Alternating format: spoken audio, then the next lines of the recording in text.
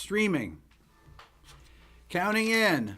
5, 4, 3, 2, 1. Here we go. What's up, everyone?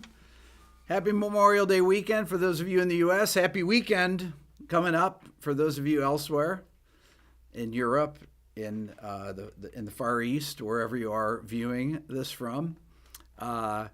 This is the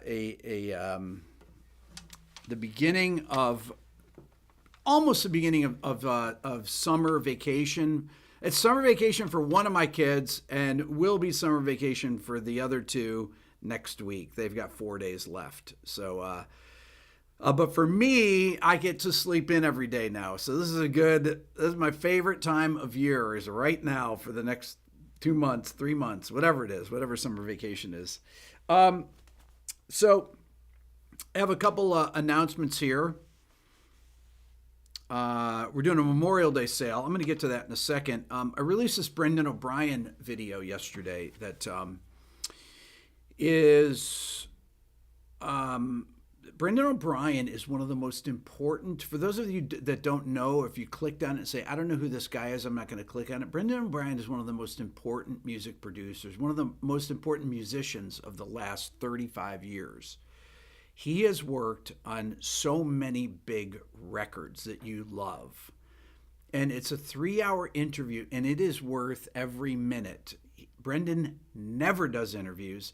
And I've been hearing from every well-known musician that I've interviewed on my channel that have watched it, because none of them know anything about Brendan. Just think about some of the people I've interviewed. Many of them have written to me in the last day, texted me about, oh my God, I can't believe you got Brendan O'Brien to do an interview. That was no small feat. So if you're interested in learning about everything from the Black Crowes, the Red Hot Chili Peppers, Pearl Jam, Stone Temple Pilots, Rage Against the Machine, Soundgarden, The Offspring, Bruce Springsteen, AC/DC, Korn, Limp Bizkit, Train, Drops of Jupiter. Brendan did multiple records with all these bands and all their biggest records pretty much. So you should definitely check that out. There, I sold that enough. Now, the title of this live stream is Why You Should Learn Music Theory as a Non-Musician. Okay. One thing is to understand my videos when I'm talking about things, because many times I'll say, oh, it's just a 1/4 progression. You know, if I'm doing a critique of a song or something, I say it's a 1/4 progression. It's like, well, what even is that? Some of you must wonder about these things. You must think that, some of you, I know, click the heart button there, click the like button if you're wondering about these things. These are ways to talk about music with your friends and articulate the things that you like and dislike about music, which is basically what I do on here, okay? So I'm going to talk about some basic things today that you should know about music theory. And a lot of you say, Rick, I said I have a Memorial Day sale for my Beato bundle. And I always mention this, and I mention it in passing, and people are like, I don't even know what that is. What's this Beato bundle that you speak about? So it's basically the 4 courses that I created over the course of this channel.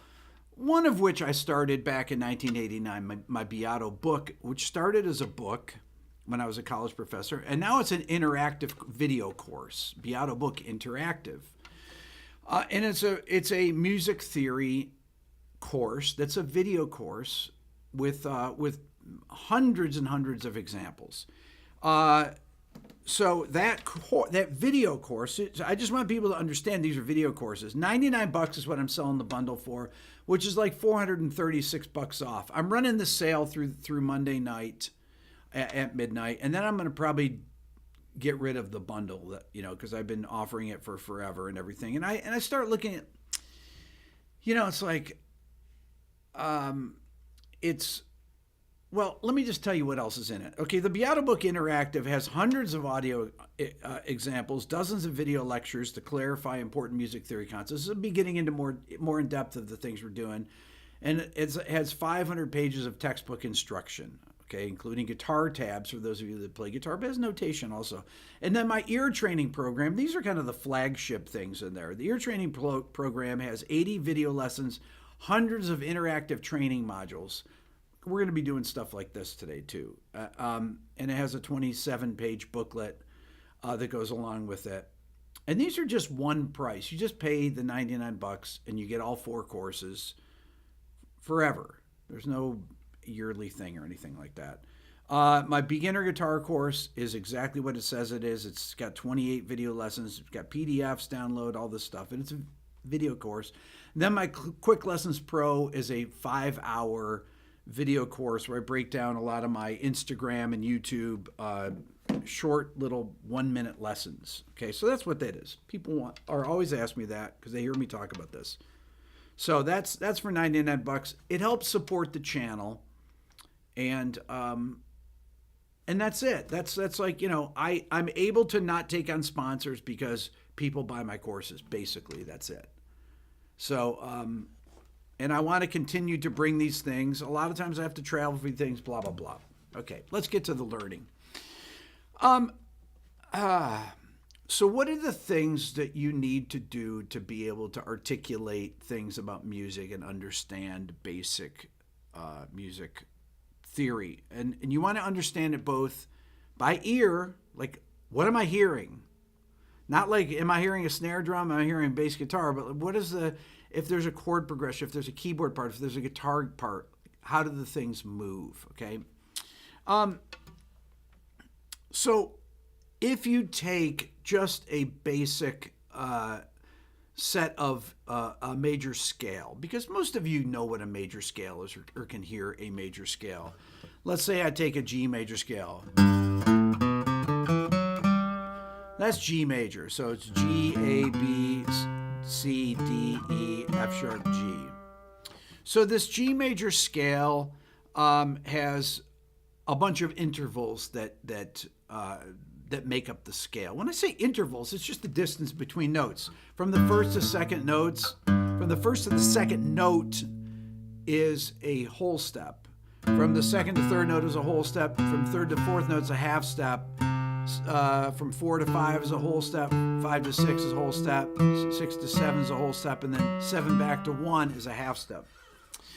Being able to identify if I go ba, ba, ba, I know that that's a fourth interval. So if the bass, if I'm trying to figure out a song, I'm listening just to the bass. What is the bass doing? And then if I go ba, ba, ba, okay, fine. Once I have that, then I just have to figure out if the chords are major and minor. And then with a little bit more music theory, you can figure out, oh, well, a lot of times it doesn't start on the 1 chord. Sometimes songs start on the 4 chord. Sometimes they start on the 6 chord. Sometimes they start on the 2 chord.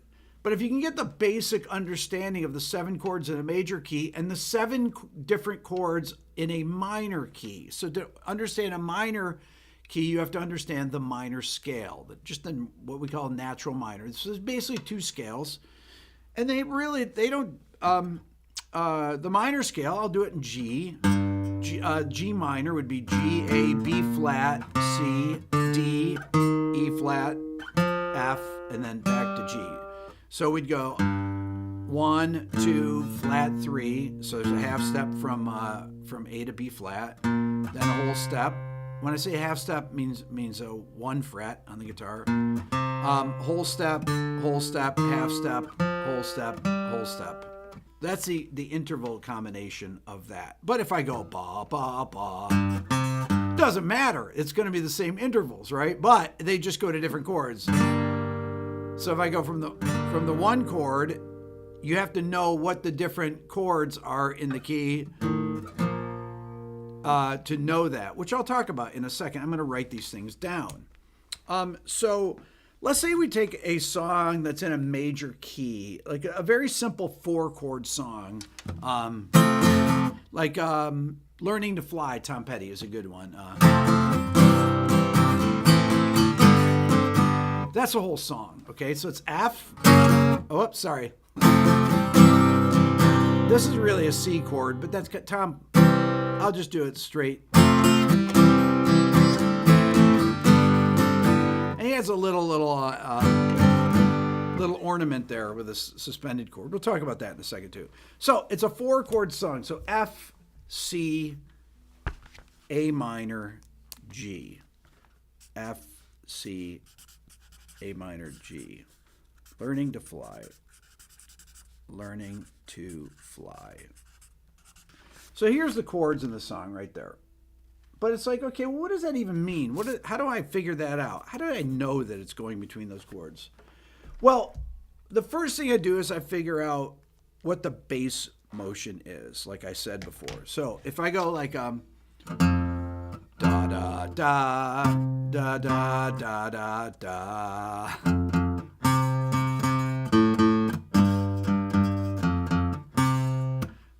That's it.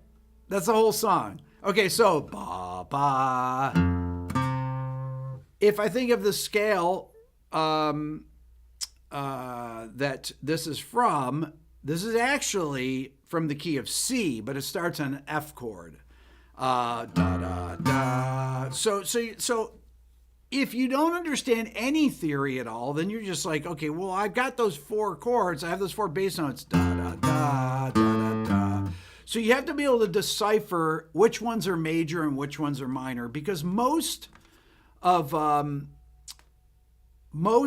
these songs are going to be just using major, minor chords. Some of them will have certain things that are, will have these odd little suspensions and things like that, like the last chord had, right? And so just to check. Okay, perfect. So, ba. The first chord is F major. And how do you tell it's a major chord? Well, major has a certain sound to it. People say it's happy. Okay, here's F major. Here's F minor. Minor has a darker, more somber tone to it. Okay? So, if you listen to these chords, okay, that chord is C major. If I said C minor, it'd be like that, more of a somber sound. C major. That is a minor chord, A minor to G. Okay, so in order to figure out this chord progression, if I figure out the bass notes, and I go ba ba ba ba, and I can figure out that the first chord's a major chord, the second chord's a major chord, the third is a minor, and the fourth is a major, I can figure out what the chord progression is.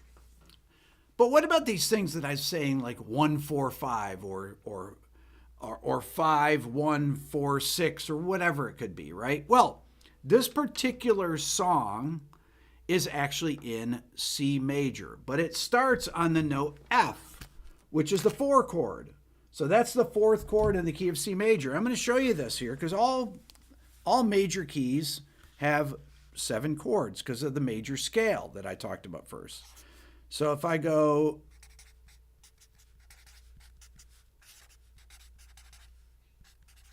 so if I write out all the chords of C major there, you'll see the 4 chords contained in the song. You'll see F, that's the first chord, the second chord, the third chord, and the 4th chord of the progression. Now, if I number them, you'll see what the number chord it is in the scale.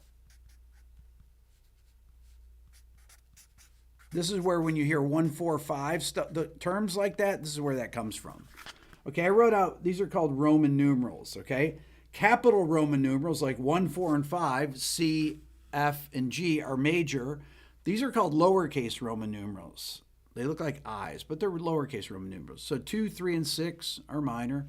And the 7th chord's diminished. We don't use diminished chords that often. The Beatles use diminished chords, but most people do not use diminished chords. Most of the songs you're going to learn are not going to have diminished chords, okay? So this particular song, this chord, it's using this chord next, then it uses this chord, then it uses this chord, okay? The progression is, I'll put it right over here, 5, 1, 6, I'm sorry, 4, I wrote 4 and I said 5, 6, 5. Okay, so it's a 4-1-6-5 chord progression in the key of C. So I like to do that. That's just a little Rick shorthand for major keys. Okay, and why learn this stuff? Okay, once again, why is it important? Because you want to be able to talk about music on an elevated level and understand what you're hearing. If you're having a discussion with one of your friends, why don't you like that song? Because it uses the same boring 4 chords. You hear me say this thing? It's like, well, what are those chords? Why is it boring? It's because 100 songs use these same chords. You could probably say 100 songs, 1,000, 1 million songs you use 4-1-6-5, right, Tom? Oh yeah. How many guitar lessons have you taught that you teach those songs, Tom, with that chord progression? 99% of them. Tom just said 99% of them that he teaches. That's actually, well, it depends on what you're teaching, right?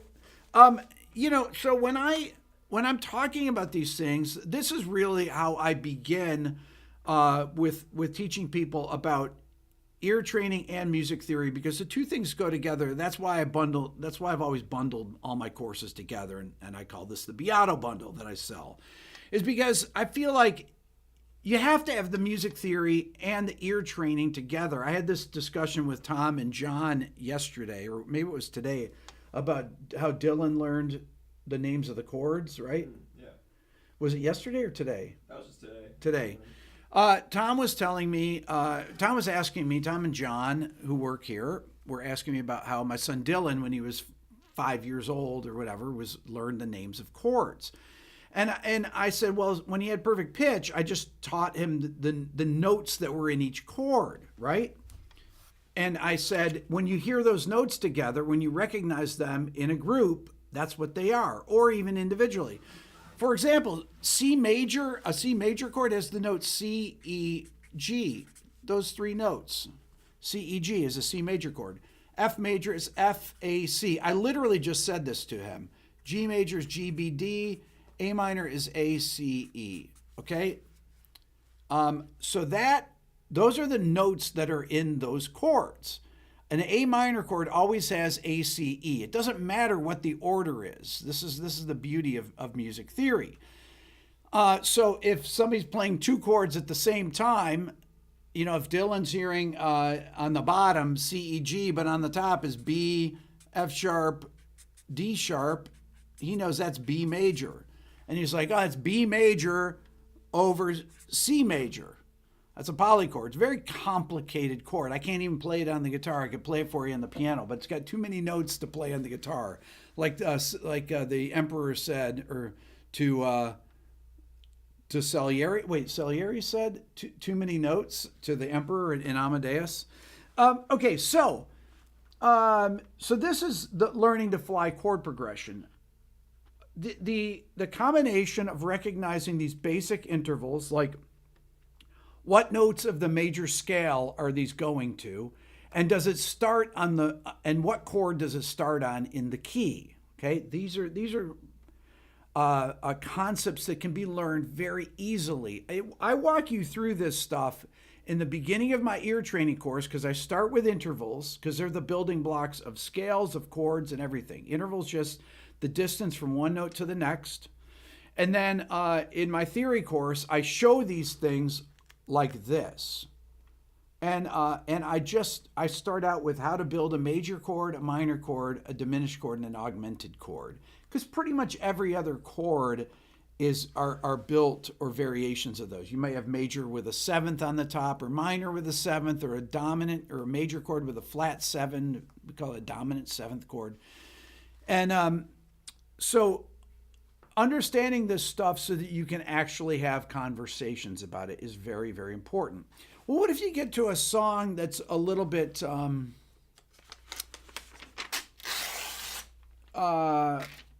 some songs are maybe don't start on the 1 chord, don't start on the 4, and they're slightly different. I was trying to think of some songs, like there's the Pearl Jam song Alive, but you guys know that song. And the verse is like.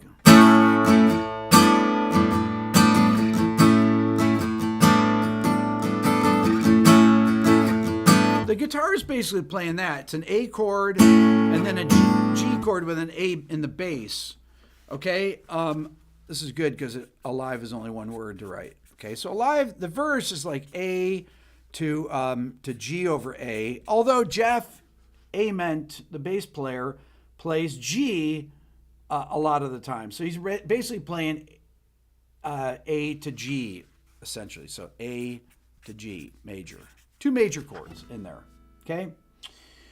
Anytime you have two major chords that are a step apart like that, they're the 4 and 5 chords of a key. Well, if they're the 4 and 5 chords, that means they're the 4th and 5th notes of a key. And the only key that has the notes G and A is the 4th and 5th notes is the key of D. If I write a D major scale, D, E, F sharp, you're like, well, how do I know what a D major scale is? My Beato book basically teaches you what notes are in each key to start. F sharp, G, A, B, C sharp. So this is a D major scale right there, okay? Let me make that D a little bit darker. This scale, if I put the chords in, D, E minor, F sharp minor, G major, A major, there, I just put in all the chords, okay? So it follows the same pattern. 1, 2 minor, 3 minor, 4 major, 5 major, 6 minor, 7 diminished, right? It's very easy if you think about this. 1, 4, and 5 are major, 2, 3, and 6 are minor, and 7's diminished. Don't worry about 7. Let's just talk about 1, 4, 5, major, like a blues is 1, 4, 5. 2, 3, and 6 are minor, and 7 is diminished. Okay, so 2, 3, 6, 1, 4, 5, and 2, 3, 6. If you just remember that, remember 1, 4, 5 is major, 2, 3, 6 is minor. Okay, well, these G and A are only found in the key of D major as the 4th note of the scale and the 5th note of the scale. So those two major chords are literally only in that one key. If we looked at learning to fly, that has two major chords that are a step apart also in it. F and G, 4 and 5. Well, 4 and 5 are here. You see that? That's how I knew that it was in C major, actually. That's my little cheat sheet for how I know it's in C major. Because once I figured out what chords are major, minor, then I know that, oh, well, this must start on the 4 chord. Yeah, okay, so it's 4, 1, 6, 5. Okay, then you can, and the more songs you hear, the more you can figure these things out easily, except when it gets into things that are a little bit more complicated. So the chorus of Alive is E minor, G, D, A, right? If you think about it, I'm still alive. Yeah. It really plays it kind of like an E. He plays E major, actually. Okay, so we cross this out, and we put E major here. And then you're like, well, how do you account for that? Because all these chords can be accounted for in the key of D, right? Because you have the 4 chord here, you have the 5 chord here. 1 chord here and the 5 chord here. This E major chord is what we call a borrowed chord. Okay, this is a little bit more sophisticated music theory. This is why when you're using your ear, bum, bum, bum, ba, I just sang the bass notes. Once I sing those bass notes, all I gotta do is figure out if the chords are major or minor. And the chorus of this song are all major chords, right? I'm still alive. The reason I wrote E minor first was because I heard that bass note and I was like, well, it's not E minor, because E minor is the natural chord, the 2 chord that would fit in the song, right? So you're like, okay, it's not minor, but I know the bass note is that 2nd note of the scale, but it's actually major. So this is how you figure this out. So you'd call this a 2 major right there, right?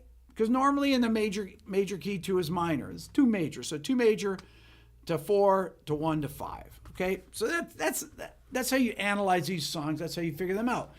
When you get in a little bit more sophisticated songs, now I did this video about the New York Times comparing the Beatles and Taylor Swift. Kind of a clickbait thing, but I thought it was something that needed to be talked about. And I have nothing against Taylor Swift. Taylor Swift is great, and I have tremendous respect for Taylor Swift. I made a video about how she re-recorded her records because she wanted to have control of the copyright. So instead, the guy that bought outbid her or whatever happened, she's like, well, I'm just going to re-record the songs again using all the same musicians. Brilliant move. I love that. But some of these Beatles songs are a little bit more sophisticated, right? So if I took a song like In My Life, it's a great one I like to demonstrate. I've used it on here many times. There are places I remember all my life, though some have changed. Now, you can tell that that's got a little bit more going on. So, ba, ba, ba, ba, ba. Da, ba, ba. Oh man, it's killing me. Ba, I can't get up to that D.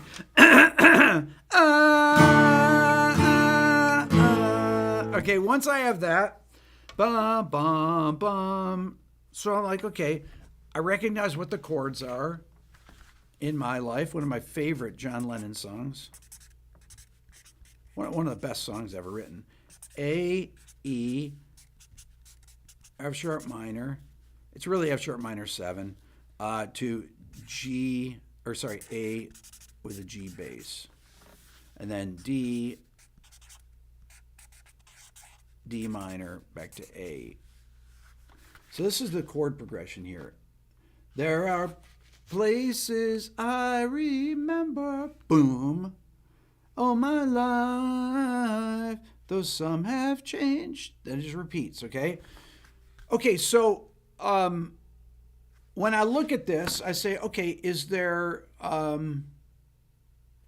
do I figure out what these chords are? Once again, you have to use your ear. This song, okay, is in the key of A. So this is a 1 to 5 to 2. It's really 2 minor 7 there. But this chord here is A over G. Now Paul McCartney, or John Lennon actually plays that on guitar. That's a little bit more sophisticated. That's really like an A7 chord in inversion. A7. Now, A7 is not in the key of A major, except that chord is the 5 chord in the key of D. This is called a secondary dominant. It's called a 5 of 4. Now, if you get my Beato book, if you get my Beato bundle, you'll learn how to recognize these secondary dominants. These are the first chords that are out of a key, of a major key, or a minor key that are usually the first chord. They're called secondary. They're secondary chords. So they're one step beyond the 7 chords that are in a major or minor key. Okay, this is, kind of an important distinction here. And then Bart, Rick, love the interviews. How about the occasional women guests? Okay, so I'll just say I've reached out to Sarah McLachlan before. I've reached out to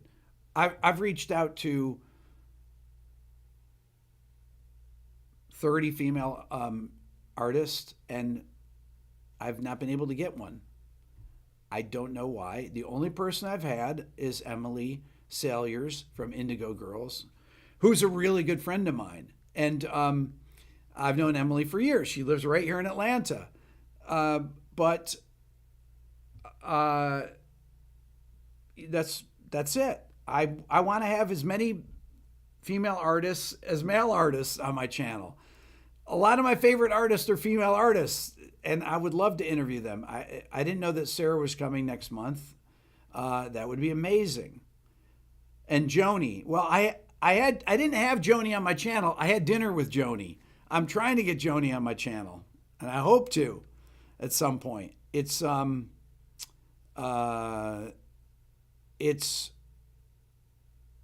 that's it. That's it to answer your question in all honesty right there. So okay, so 5/7 of 4 to the 4 chord. And then what do you do about this D minor here? This is actually just called a 4 minor. That's actually very common to 1. 4 minor. 4 minors are used in a lot of songs. I love this because I can do the Hollies, Radiohead, and Lana Del Rey all together.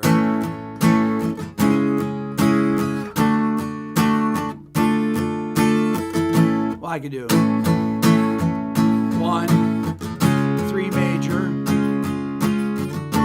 4 major, 4 minor.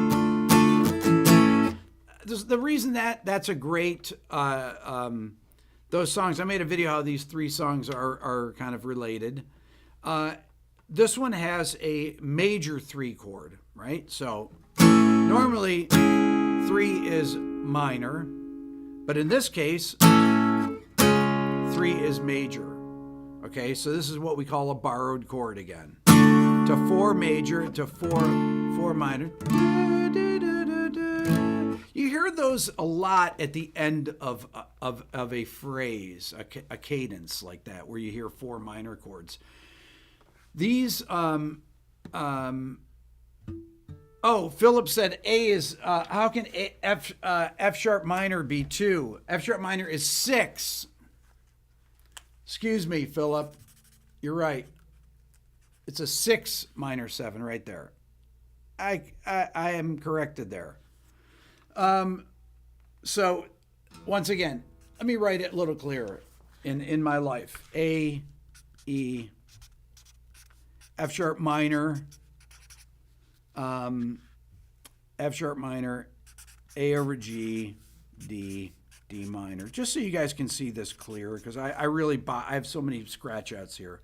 1, 5, 6, 5, 7 of 4, 4. I put them over the chords. 4 minor, 1. That's what it should be right there. See, this is F sharp minor. It's really F sharp minor 7. So you put that minor 7 in there. That's the indication with the Roman numerals here. This stuff is really, I go right to the Roman numeral analysis. If you ever hear the Nashville number system, this is what all Nashville session players use, which is basically this, what I'm talking about, the Roman numeral analysis that you do, or this Roman numeral system that you teach based in Music Theory 1 in college, or I learned it in high school. So that's so the F sharp minor is the 6th chord in the key of A major. So these being able to recognize these things by ear, when things are major, when things are minor, are skills that you will learn if you just practice at it. And that's why I developed my ear training course. So this sale, like I said, I told you what was in my Beato book bundle here, or my Beato bundle, ultimate bundle, is the 4 courses that you get for $99. I'm running it through the through Memorial Day, which is Monday night here for those of you in the U.S. Monday night at midnight.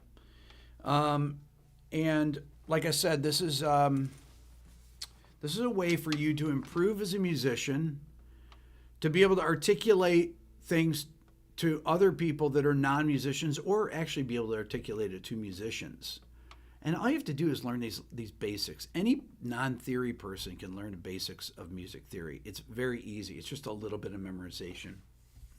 If you just learn the chords in a major key and a minor key, and then do the ear training to where it drills you on this. That's the whole beauty of the ear training course, is it actually drills you on here. And it's like, okay, what are these intervals? That's the first things we do. And then we do diatonic chord progressions. That means chord progressions that are just in one key. C major, A major, D major. And then we do diatonic chord progressions in minor keys. If you can get those through those couple levels there, you can pretty much learn any song. Yes, there are things where you have, weird chords. If I hear this chord, that chord, those are unusual.